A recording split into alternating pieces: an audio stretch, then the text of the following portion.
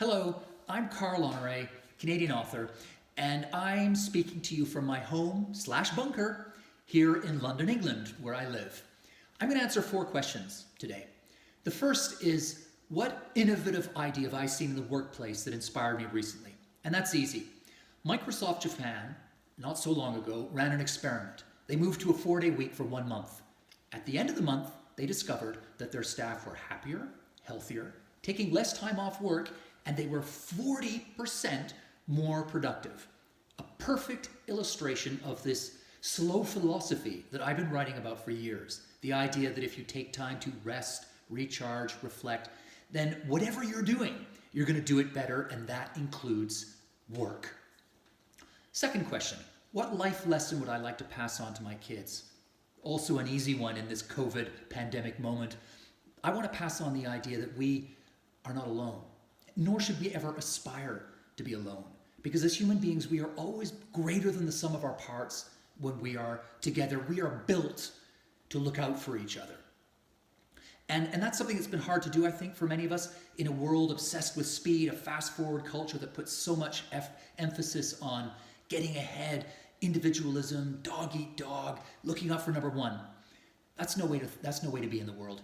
So what I'd like to say to my children and to everyone else is, remember that old African proverb: if you want to go fast, go alone. If you want to go far, go together. The third question is, what act of solidarity has really captured my imagination lately? And that's easy. There's a 99-year-old war veteran called Tom Moore who lives in Yorkshire, England. And his birthday's in a few weeks, and he decided that to honor that great date, he would raise money for the National Health Service, the health workers who are risking their lives to fight corona.